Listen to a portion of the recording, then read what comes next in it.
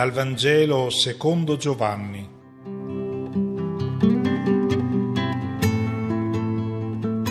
Passando, vide un uomo cieco dalla nascita, e i suoi discepoli lo interrogarono: Rabbì, chi ha peccato, lui o i suoi genitori, perché sia nato cieco?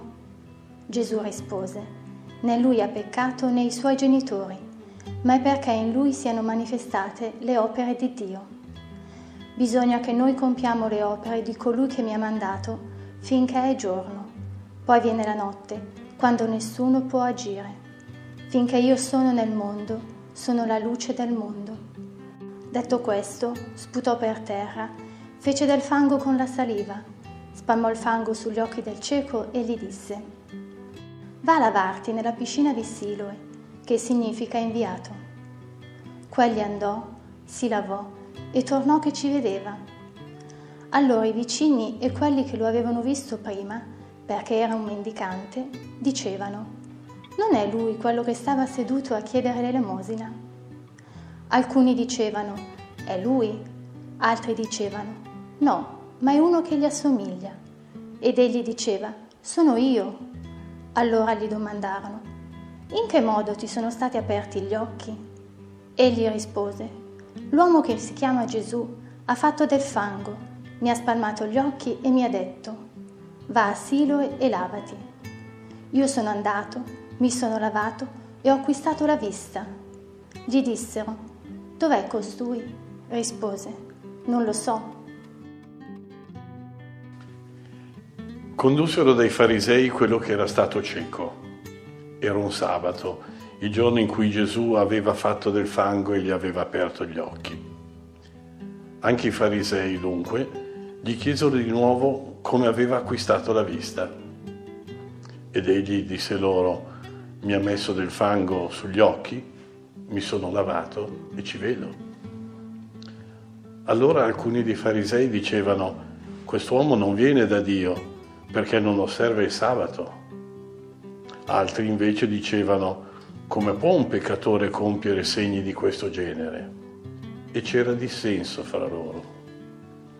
Allora dissero di nuovo al cieco: tu che cosa dici di lui dal momento che ti ha aperto gli occhi? Egli rispose: è un profeta. Ma i giudei non credettero di lui che fosse stato cieco e che avesse acquistato la vista, finché non chiamarono i genitori di colui che aveva recuperato la vista e li interrogarono: è questo il vostro figlio che voi dite essere nato cieco? Come mai ora ci vede? I genitori di lui risposero: sappiamo che questo è nostro figlio e che è nato cieco, ma come ora ci veda non lo sappiamo, e chi gli abbia aperto gli occhi noi non lo sappiamo. Chiedetelo a lui, ha l'età e parlerà lui di sé. Questo dissero i suoi genitori perché avevano paura dei giudei. Infatti i giudei avevano già stabilito che se uno lo avesse riconosciuto come il Cristo venisse espulso dalla sinagoga. Per questo i suoi genitori dissero: all'età chiedetelo a lui. Allora chiamarono di nuovo l'uomo che era stato cieco e gli dissero: dà gloria a Dio, noi sappiamo che quest'uomo è un peccatore. Quello rispose: se sia un peccatore non lo so, una cosa io so, ero cieco e ora ci vedo. Allora gli dissero: che cosa ti ha fatto? Come ti ha aperto gli occhi? Rispose loro: ve l'ho già detto e non avete ascoltato. Perché volete udirlo di nuovo? Volete forse diventare anche voi suoi discepoli? Lo insultarono e dissero: suo discepolo sei tu, noi siamo discepoli di Mosè. Noi sappiamo che a Mosè ha parlato Dio, ma costui non sappiamo di dove sia. Rispose loro quell'uomo: proprio questo stupisce, che voi non sapete di dove sia. Eppure mi ha aperto gli occhi. Sappiamo che Dio non ascolta i peccatori, ma che se uno onora Dio e fa la sua volontà, egli lo ascolta. Da che mondo è mondo, non si è mai sentito dire che uno abbia aperto gli occhi a un cieco nato. Se costui non venisse da Dio, non avrebbe potuto far nulla. Gli replicarono: sei nato tutto nei peccati e vuoi insegnare a noi? E lo cacciarono fuori. Gesù seppe che l'avevano cacciato fuori. Quando lo trovò gli disse: Tu credi nel Figlio dell'uomo? Egli rispose: E chi è, Signore, perché io creda in Lui? Gli disse Gesù: Lo hai visto, è colui che parla con te. Ed egli disse: Credo, Signore, e si prostrò dinanzi a Lui. Allora Gesù gli disse: È per un giudizio che io sono venuto in questo mondo, perché coloro che non vedono vedano, e quelli che vedono diventino ciechi. Alcuni dei farisei che erano con lui udirono queste parole e gli dissero: Siamo ciechi anche noi?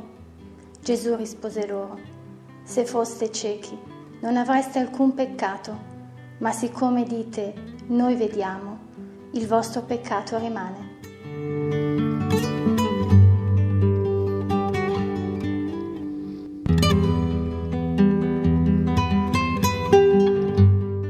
Una buona domenica a tutti, sorelle e fratelli. C'è un'espressione che tutti noi certamente abbiamo sentito qualche volta: apri gli occhi. E viene detto non per aprire gli occhi materiali e vedere un oggetto, ma è un aprire gli occhi per vedere bene le cose nella vita. Pensiamo a una mamma preoccupata perché la figlia si sta innamorando, sta legandosi a un giovane che ha dei problemi, che non ha voglia di lavorare, che si dà una vita dissoluta. E la mamma cosa dice alla figlia? Apri gli occhi, non vedi con chi ti stai mettendo. C'è quindi una cecità che è quella che viene curata negli ospedali dagli oculisti, ma c'è un'altra cecità di chi è allo sbando nella vita, non sa dove sta andando, non vede i pericoli, non vede quali sono le scelte giuste da fare. È di questa cecità che ci vuole parlare il brano evangelico di oggi, e Gesù ci dà la chiave di lettura di una guarigione che Gesù ha compiuto. Gesù ha guarito dei ciechi, ma l'Evangelista Giovanni prende lo spunto dalla guarigione di un cieco avvenuta nella città di Gerusalemme per parlarci di un'apertura degli occhi che Gesù fa, di una cecità che lui guarisce, che è quella che ci permette di camminare nel cammino giusto nella vita, di fare le scelte con i valori che sono quelli illuminati dalla luce di Dio, dare i valori giusti alle cose. Ci vuole una luce e il brano evangelico di oggi vuole proprio parlarci di questa luce che Gesù comunica. C'è una frase che Gesù dice e che è la chiave di lettura poi di tutto l'episodio: finché sono nel mondo, io sono la luce del mondo. Del resto il Vangelo di Giovanni si apre proprio con questa immagine della luce. Veniva la luce nel mondo, il Battista non era lui la luce, Cristo è la luce che ci permette di vedere nel modo corretto il senso della nostra vita. Il brano evangelico di oggi, del resto, è sempre stato utilizzato, impiegato nel cammino quaresimale che era fatto dai catecumeni per arrivare poi al battesimo, e quando venivano battezzati, immersi nell'acqua, venivano chiamati oifotisthentes, gli illuminati, quelli che avevano ricevuto questo dono da Cristo, avevano gli occhi che erano stati aperti sulla realtà del mondo e sulle scelte della vita. Magari prima erano ciechi, potevano comportarsi da pagani, essere ladri, adulteri, violenti, non si accorgevano che stavano camminando fuori strada. Poi è arrivata la luce del Vangelo, la luce di Cristo che a loro ha aperto gli occhi. È un'espressione che adoperiamo anche noi, quando stavamo per commettere un errore e qualcuno ci ha aperto gli occhi e allora abbiamo evitato uno sbaglio che magari poteva costarci caro. Ecco la chiave di lettura quindi del brano di oggi e dell'episodio accaduto nella città di Gerusalemme della guarigione di un cieco nato, guarigione operata da Gesù. Ci insisto ancora un attimo su questo vedere. La fede cristiana è essenzialmente un vederci chiaro, un aprire gli occhi sulla realtà, un vedere più lontano, non confondere le apparenze con la realtà, ciò che è consistente con l'effimero. E c'è uno sguardo che consente di valutare in modo corretto le realtà di questo mondo, quindi non sottovalutate, ma nemmeno idolatrate. E per fare questa scelta nel modo giusto, eccoci la luce che Cristo ci dona. Lui è la luce del mondo. Senza questa luce noi abbiamo solo lo sguardo, che è quello materiale.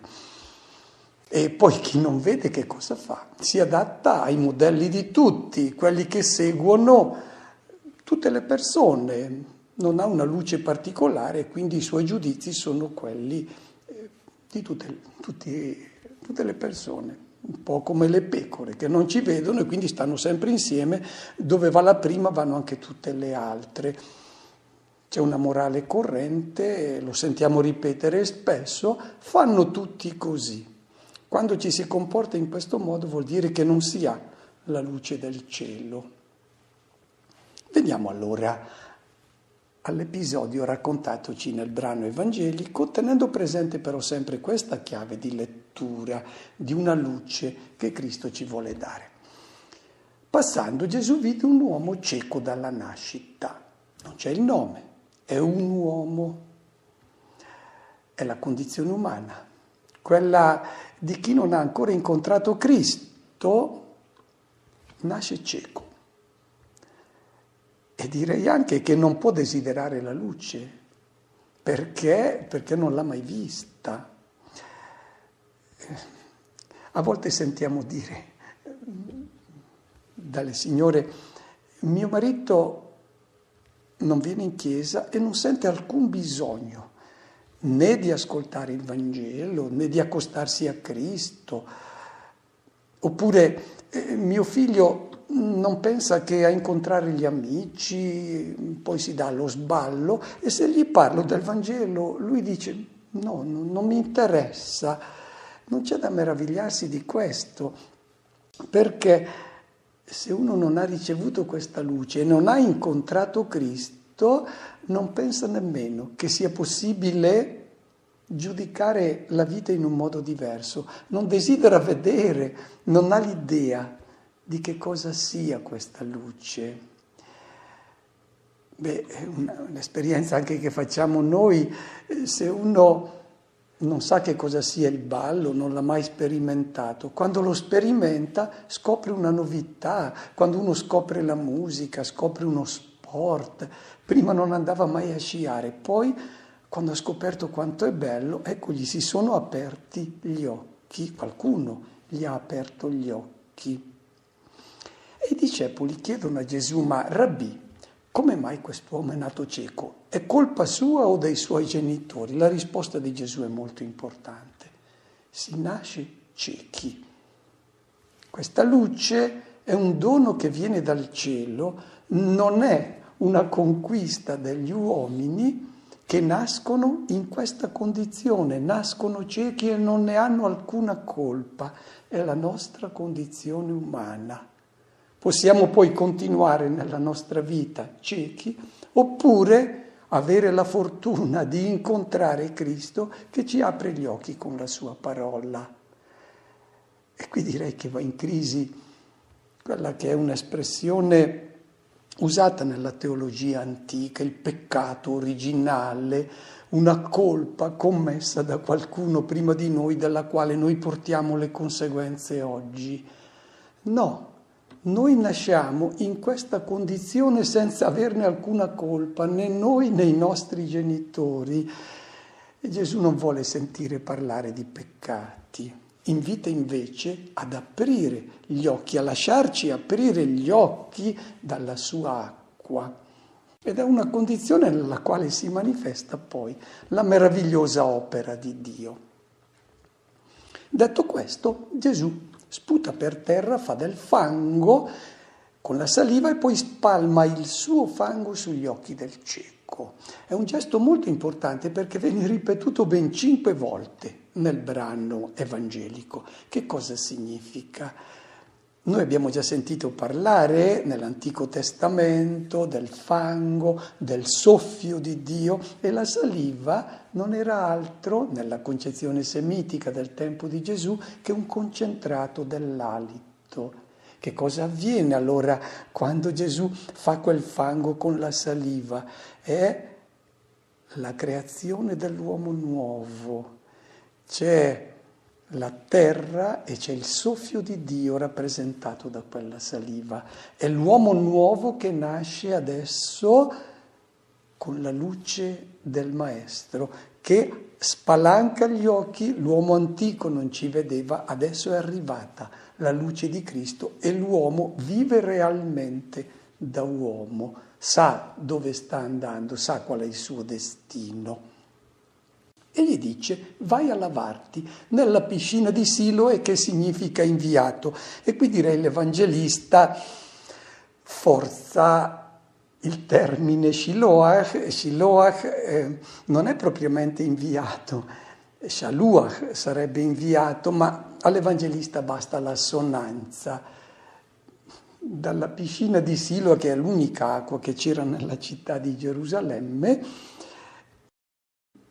l'Evangelista prende un'allusione all'inviato. L'acqua che ti apre gli occhi è quella che Cristo ti dona, è il suo spirito, questa vita divina che ti fa vedere le cose, la realtà e l'uomo in un modo completamente diverso. Gesù lo invia quindi a quest'acqua e poi esce di scena. E adesso noi seguiremo il cammino di questo cieco verso la luce, perché la scoperta che lui farà sarà progressiva, un cammino difficile, anche pieno di ostacoli. E dico subito, così riusciamo a seguire bene il discorso, che il cammino che fa questo cieco senza la presenza materiale di Gesù, perché Gesù è uscito di scena, è esattamente il nostro cammino verso la luce. Voi vedete come c'è da una parte la guarigione di questo cieco, quindi la luce donata da Cristo, e vedete sull'altra icona, sempre ad accompagnare questo cammino del cieco, la presenza di Cristo, ma non fisicamente, visibilmente, tangibilmente, ma con la sua parola, con quel libro aperto che è il suo Vangelo. È questa parola ed è il suo spirito che apre gli occhi. Vediamolo questo cammino del cieco. C'è un interrogatorio che gli viene fatto. Gesù gli ha aperto gli occhi, è andato alla piscina di Siloe, incontra i vicini, i quali non lo riconoscono più e si domandano: ma costui non è quello che era seduto a chiedere l'elemosina? E alcuni dicevano è lui, altri no, gli assomiglia. Cosa è accaduto? Perché quest'uomo non è più riconosciuto da chi è vissuto con lui costantemente. È la nostra storia, la storia di coloro che prima erano ciechi e quindi camminavano senza sapere quali scelte giuste fare nella vita. Quando vengono aperti loro gli occhi dalla luce di Cristo, dovrebbero essere completamente diversi, diventare irriconoscibili a coloro che li hanno conosciuto. Per esempio, un catecumeno dovrebbe chiedersi: ma da quando sono stato illuminato da Cristo? Io sono ancora quello di prima e quindi tutta la gente non vede alcun cambiamento in me, mi comporto esattamente come prima, faccio le stesse scelte, Oppure, quando ho scoperto Cristo e ho ricevuto la sua luce, sono diventato addirittura irriconoscibile, non sono più quello di prima. E gli amici forse potrebbero dire, ma prima non pensava altro che al denaro, adesso non più, c'ha dei valori più grandi. Prima pensava al successo, prima pensava solo a cambiare la macchina, prima non pensava altro che a divertirsi alle ferie. Adesso no, adesso c'ha altri valori. Allora notano, ma è lui o non è lui? Cosa gli è successo? Perché non è più quello di prima? Forse era addirittura una persona sleale, disonesta, aggressiva. Non lo è più. Ma forse la stessa sposa, la quale aveva un marito, ho accennato prima, che non voleva sentirne parlare di Vangelo, di Cristo. E a un certo punto, avendo incontrato il maestro e la sua luce, torna a casa e la moglie potrebbe dirgli, ma sei tu o non sei tu? Non ti riconosco più. Prima magari mi offendevi, adesso sei gentilissimo, servizievole. Ecco il primo passo, quindi. Chi ha ricevuto la luce diventa molto diverso da coloro che non l'hanno ricevuta. E gli chiedono cosa ti è successo e lui risponde, è in cammino verso la luce, dice, quell'uomo chiamato Gesù ha fatto del fango, mi ha unto gli occhi, mi ha detto vai a Silo e ci sono andato e adesso ci vedo.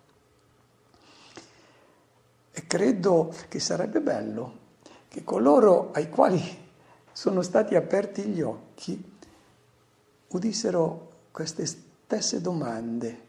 Ma cosa ti è successo? Insegna anche a me qual è il cammino per ricevere questa luce. La vita nuova dovrebbe suscitare questi interrogativi. Curato quindi dalla cecità. Continua il suo cammino il cieco nella via che Cristo gli ha indicato.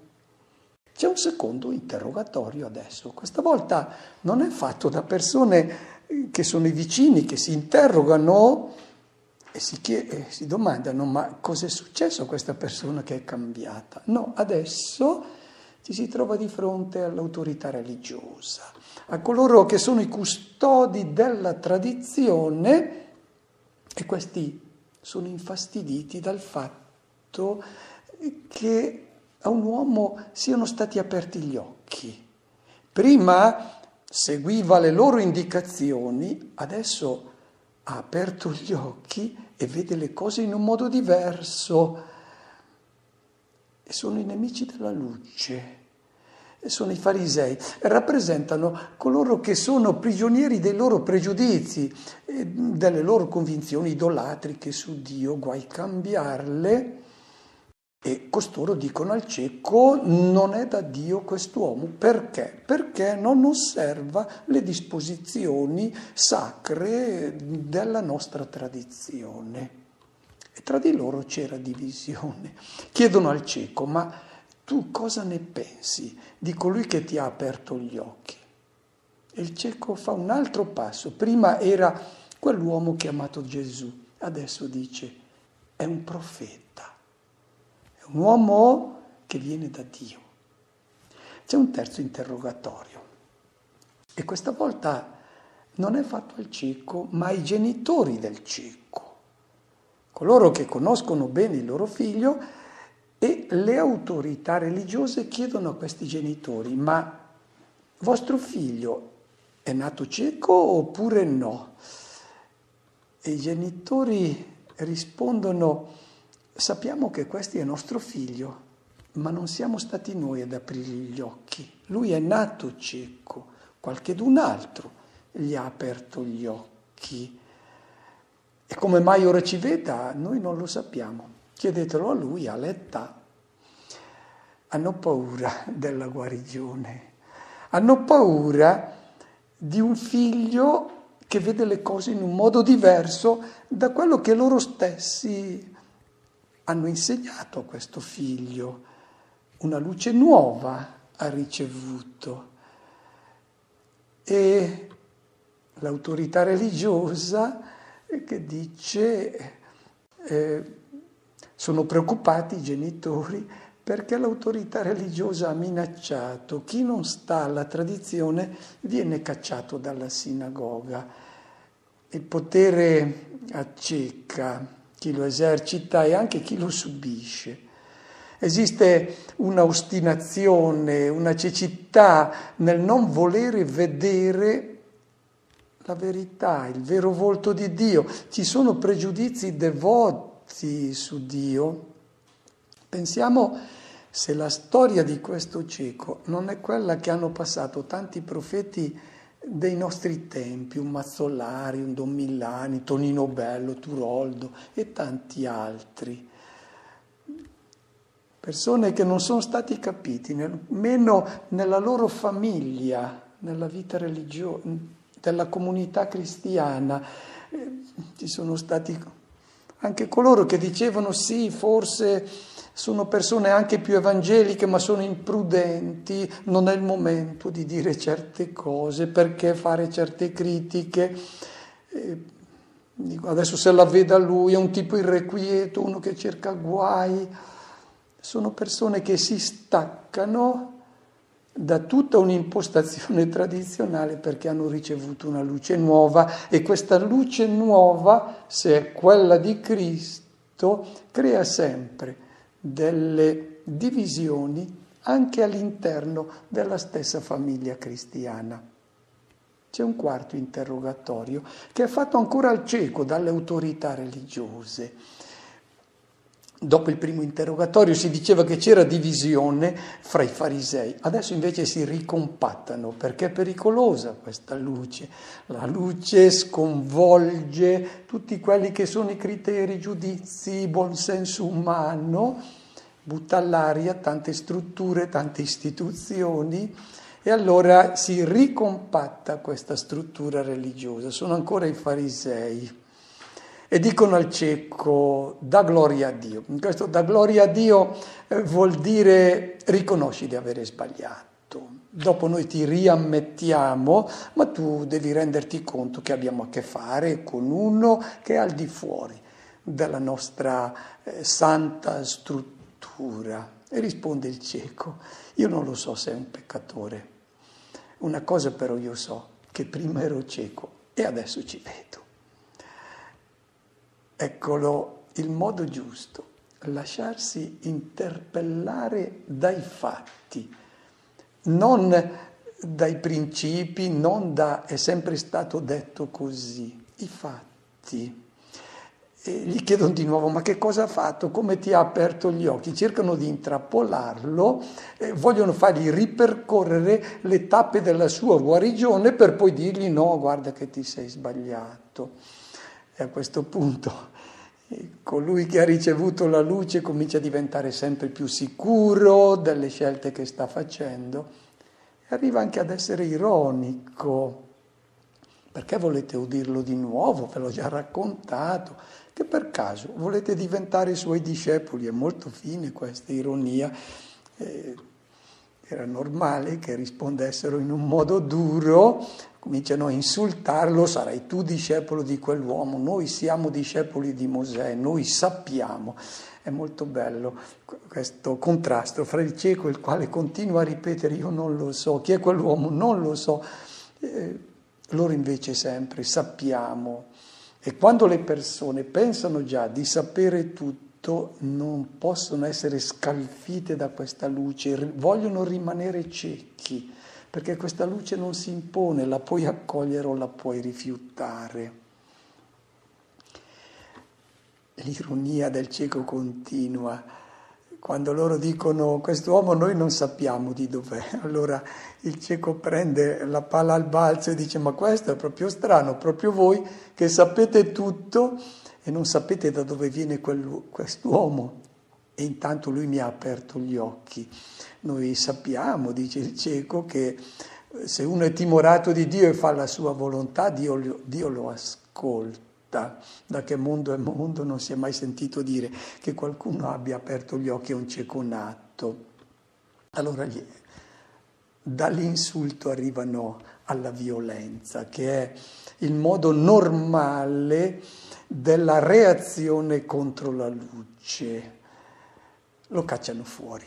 Tu vuoi insegnare a noi che sappiamo, e lo cacciano fuori. È lo stile tipico di coloro che non vogliono aprire gli occhi, lasciarsi aprire gli occhi dalla luce di Cristo. Si appellano alla tradizione, tentano di negare il bene compiuto, i risultati positivi di questa luce, si appellano alla propria autorità come a qualcosa di indiscutibile, poi ricorrono all'insulto, che è il comportamento tipico di chi non ha argomenti, e poi alla violenza, lo espellono. Il cieco ora ci vede. È un uomo libero, l'hanno cacciato fuori dall'istituzione e ora sì che è realmente uomo. Il testo originale greco ha un'espressione che non significa che Gesù lo ha incontrato, ma che lo ha andato a cercare. E lo ha incontrato e gli ha detto: ma tu credi nel Figlio dell'uomo? Sono stati cacciati fuori tutti e due, lo sappiamo che anche Gesù è stato cacciato fuori dall'istituzione e va a cercare colui che adesso è al suo fianco. Perché? Perché chi riceve la luce è una persona che non è accolta bene da chi vuole continuare con il mondo antico. E gli chiede: ma tu ci credi? Cioè, il credere però nel senso autentico, cioè tu affidi la tua vita al Figlio dell'uomo, cioè all'uomo che io ti ho proposto, l'uomo nuovo che adesso tu vedi con gli occhi aperti perché sei illuminato. E lui risponde: chi è? Gesù dice: tu lo vedi.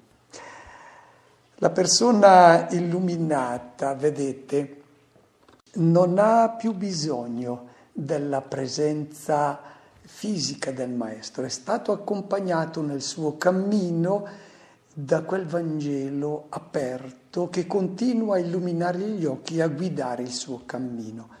Però, lo vedete, a un certo punto questo libro che era sempre aperto viene chiuso, indica il giudizio di Dio. A un certo punto nella tua vita questo libro si chiude e se tu non ti sei lasciato aprire gli occhi da questa parola, tieni presente che non avrai camminato nella tua vita sulla via retta, quella di chi costruisce realmente la sua vita secondo la luce di Dio.